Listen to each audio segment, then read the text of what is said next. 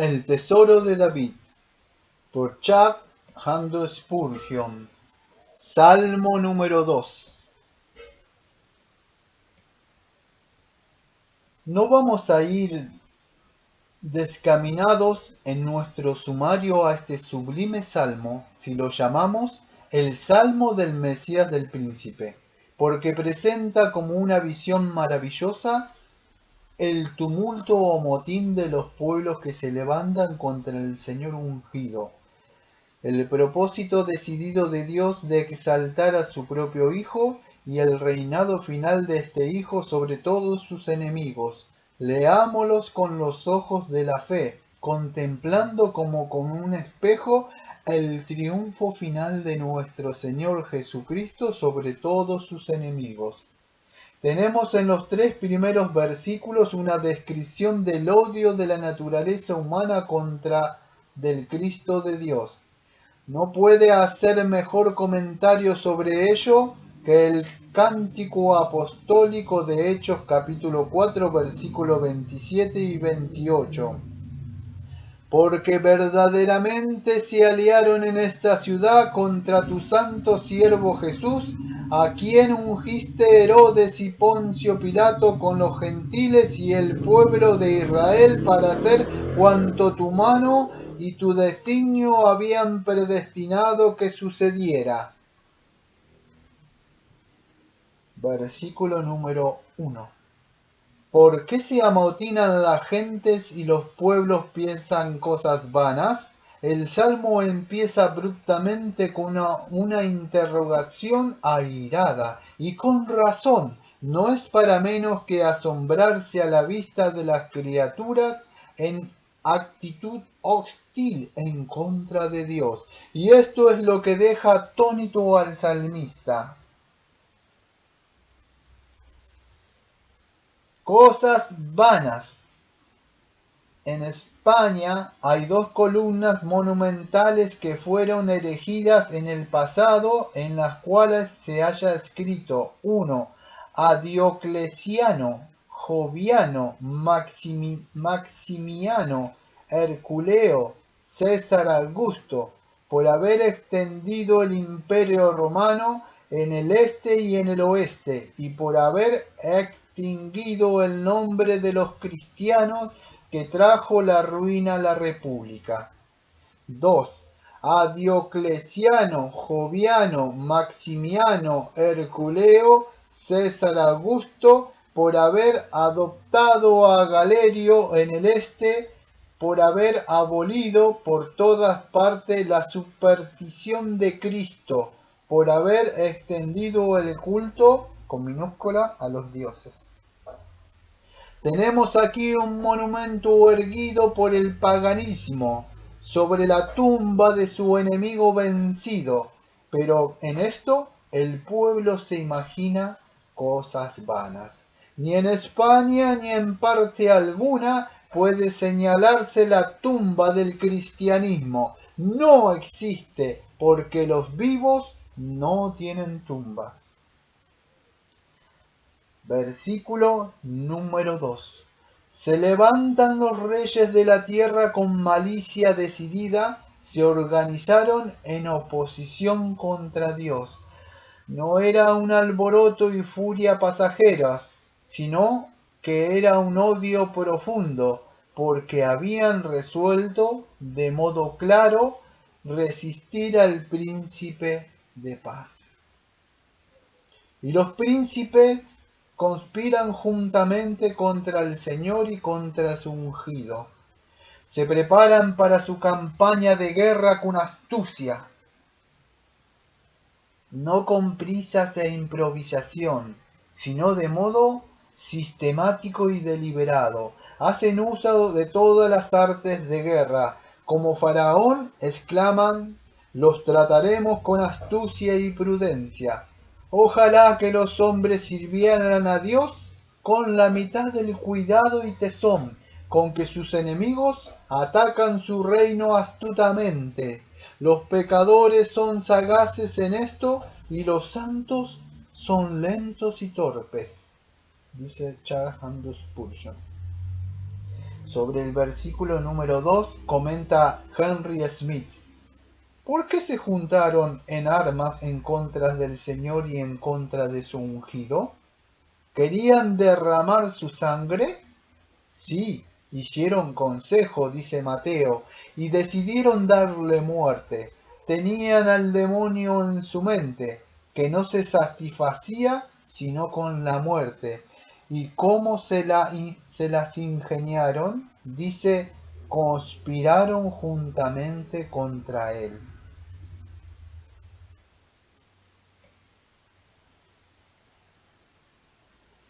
Versículo número 3. Dice Charles Haddon Spurgeon: rompamos sus ligaduras, seamos libres para cometer toda clase de abominaciones, seamos nuestros propios dioses, desembaracémonos de todo freno y restricción, echemos de nosotros su yugo. Hay monarcas que han hablado de esta manera y todavía hay algunos que son de este tipo de rebeldes, sentados en tronos, por loca que sea la resolución de rebelarse contra Dios. El hombre, desde la creación, ha perseverado en ella y continúa en ella hasta este día. El glorioso reinado de Jesús en los últimos días no quedará consumado hasta que una lucha terrible haya convulsionado las naciones. Para la cerviz sin la gracia, el yugo de Cristo es intolerable, pero para el pecador salvo es fácil y ligero. ¿Podemos juzgarnos a nosotros mismos en esto? ¿Amamos este yugo o procuramos echarlo lejos de nosotros? Sobre el versículo número 4 comenta Todd Adams: el que mora en los cielos se reirá. Según nuestra capacidad, el profeta describe a Dios presentándole lo mismo que nosotros haríamos en este caso, en una actitud de desprecio, burlándonos de los vanos intentos. Se ríe, pero con desprecio; desprecia, pero con venganza. Él permite que su templo sea saqueado, que sean profanados los santos vasos y se emborrachen bebiendo de ellos, pero no hizo temblar la sonrisa de Dios a Belsasar cuando vio el mensaje en la pared. ¡Oh, qué terrible ha de ser su ceño cuando su sonrisa sea tan severa! Comentando sobre el versículo 4, dice Martín Lutero: el que mora en los cielos se reirá, el Señor se burlará de ello. Esta tautología o repetición de la misma cosa es un signo que la cosa ha quedado establecida. Según la autoridad del patriarca José, en Génesis 41, versículo 32, cuando habiendo interpretado los sueños de Faraón, dijo: ¿y ha de suceder el sueño a Faraón 2 veces? Significa que la cosa es firme de parte de Dios y que Dios se apresura a hacerla, y por lo tanto también se reirá y se burlará de ellos. Y es una repetición para mostrar que no hay duda posible de que estas cosas van a suceder. Sobre el versículo número 5 comenta John Trump: luego les hablará en su furor, después de haberse reído, les habla, no les hiere, pero con el aliento de sus labios basta, dice Charles Haddon Spurgeon. Y John Trump ahora sí dice: y les turbará con su ira, sea por medio del horror en su conciencia o por medio de plagas corporales. De una forma a otra, Él les hará comprender bien lo que Él piensa de ellos, como siempre ha hecho a los que han perseguido a su pueblo.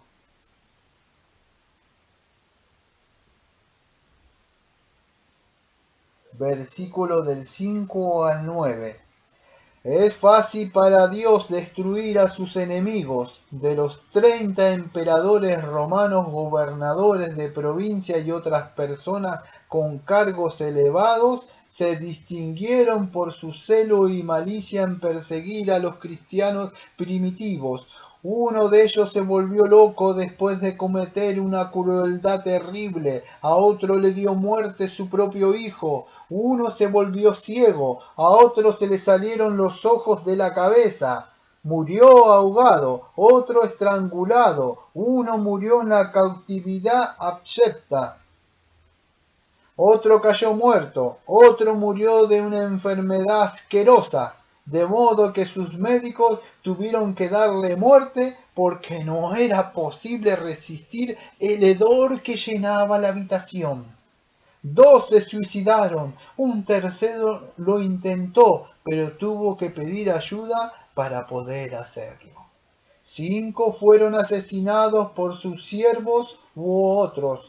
5 murieron en circunstancias de extremo sufrimiento, varios de ellos de complicaciones de enfermedades. 8 murieron en batalla o después de haber caído prisioneros. Entre ellos se hallaba Juliano, el apóstata. En los días de la prosperidad se dice que amenazó con su espada al cielo, desafiando al Hijo de Dios, a quien llamaba comúnmente el Galileo. Pero cuando fue herido en una batalla y vio que todo había terminado para él, echó un grumo de su propia sangre al aire y exclamó: «¡Has vencido, Galileo!». Comenta esto S. Plummer. Sobre el versículo número 6 dice Charles Haddon Spurgeon: «Yo mismo he ungido a mi rey sobre Sión, mi santo monte, a pesar de vuestra malicia, a pesar de vuestras algaradas, a pesar de la sabiduría de vuestros consejos y a pesar de la astucia de vuestros legisladores. Él ha hecho lo que sus enemigos intentaban impedir, en tantos que ellos están proponiendo algo. Él ya ha decidido la cuestión. La voluntad del Señor se hace, y el hombre se revuelve y agita en vano». Cristo es un rey por encima de todos los reyes. ¿Qué son todos los hombres poderosos? Los hombres y honrados de la tierra, al lado de Cristo Jesús, no son más que una burbuja de agua, porque si todas las naciones comparándolas con Dios son como una gota de agua en un cubo, o como el polvo de balanzas de que habla Isaías 40, versículo 15. ¡Qué poco han de ser los reyes de la tierra!, comenta Díaz en los títulos famosos de Cristo. Versículo número 7, dice Charles Haddon Spurgeon del versículo número 7: «Yo publicaré el decreto, contemplando el rostro airado de los reyes rebeldes. El ungido parece decir: si esto no basta para reducirlos al silencio, yo publicaré el decreto. Ahora bien, este decreto está en conflicto directo con los planes del hombre, porque su intento es el de establecimiento del mismo dominio contra el cual las naciones están haciendo planes. Tú eres mi hijo. Esta es la noble prueba de la gloriosa divinidad de nuestro Emmanuel. Yo te he engendrado hoy. Si esto se refiere a la divinidad de nuestro Señor, no intentemos sondearla, porque es una gran verdad. Se ha de ser recibida con reverencia, pero no ha de ser investigada con irreverencia. Al intentar definir la Trinidad o desvelar la esencia de la divinidad, muchos hombres se han perdido. Aquí grandes navíos han naufragado. ¿Qué hemos de conseguir en este mar con nuestros frágiles esquifes? La discusión referente a la filiación eterna de nuestro Señor no hace más que manifestar curiosidad presuntuosa, no fe reverente. Es un intento de explicar aquello que mucho mejor adorar. Podríamos dar explicaciones opuestas de este versículo, pero no vamos a hacerlo. La controversia es una de las tareas menos provechosas en que se nos ha ocupado las plumas de los teólogos. Versículo número 9. Los que levantarás con cetro de hierro, como vasija de alfarero, los desmenuzarás. Los que no se doblan han de ser quebrantados. La vasija del alfarero no puede ser restaurada una vez que ha sido desmenuzada, y la ruina de los pecadores será sin esperanza si Jesús los hiere y desmenuza. Versículo número 10. Sed sensato. Oh, qué sabiduría infinita es la obediencia a Jesús, y qué espantosa es la locura de aquellos que siguen siendo sus enemigos. Versículo número 11. Servid a Dios con temor. Temor sin gozo es tormentoso, y gozo sin santo temor sería presunción. Versículo número 12. Comenta John Donner. Besad al Hijo para que no se enoje. Judas traicionó a su maestro con un beso y con todo Dios lo manda y expresa amor en esto. Aquello de que es posible abusar, no por eso tiene que ser abandonado. El que se pueda tergiversar una cosa no significa que tenga que ser abandonada, sino que las cosas buenas que han sido desviadas para usos impropios por algunos pueden ser vueltas a su bondad primitiva. Por tanto, consideremos y engrandezcamos la bondad de Dios, que nos ha traído a este punto en que podemos besar al Hijo, y que al expresar este amor se halla en nuestras manos. Dios es amor. Puede estar airado, y entonces este Dios que está airado, aquí es el Hijo de Dios, el cual ha hecho tanto por nosotros y por tanto está airado justamente. Él es nuestro juez y por tanto con razón hemos de temer su ira. Y finalmente podemos ver lo que fácilmente se aparta. Su ira basta con un beso. Si eres despreciado por amor a Cristo, en su Evangelio, recuerda cuando David fue mirado con desprecio porque danzaba tras el arca. Cuanto más afligido te veas por los demás por causa de Cristo, mayor será la paz que tendrás en Cristo. De los sermones de John Donner. Ahora comenta Thomas Adam. Para hacer las paces con el Padre hay que besar al Hijo. ¡Oh! Si el que me besara con besos de su boca era la oración de la iglesia de Cantares capítulo 1, versículo 2. Besémosle. De esta sea nuestra empresa. En realidad hay que ser besado por el Hijo primero, antes que nosotros le besemos a Él en nuestra piedad. Señor, concédenos en estos besos mutuos y en estos abrazos ahora que podamos entrar en las fiestas de las bodas plenamente más adelante, cuando el coro de los cielos, incluso las voces de los ángeles, cantaran el cántico de boda, el epitalamio en las bodas de la esposa del Cordero. Dice Charles Haddon Spurgeon comentando: y perezcáis en el camino, pues se inflama de pronto su ira, Es algo terrible perecer en medio del pecado, en los caminos de la rebelión, y con todo, qué fácilmente puede destruirnos su ira súbitamente. No es necesario que su ira se caliente 7 veces más de ordinario. Basta con que se encienda un poco para que seamos consumidos. Oh pecador, vigila y teme los terrores del Señor, porque nuestro Dios es un fuego consumidor. Dice Charles Haddon Spurgeon.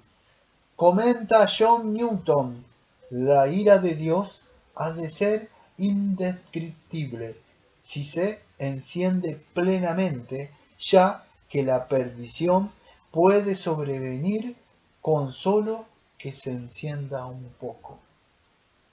Sigue comentando Charles Haddon Spurgeon, en el primer salmo vimos al malvado arrebatado como si fuera tamo. En el segundo, vemos que es quebrantado y desmenuzado como una vasija de alfarero. En el primer salmo, contemplamos al justo plantado como un árbol junto a corrientes de agua.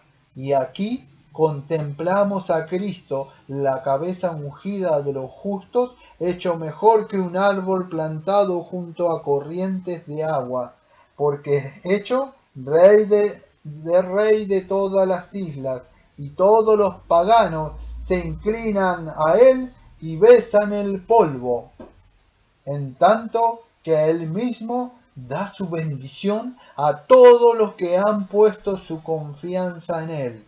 Charles Haddon Spurgeon.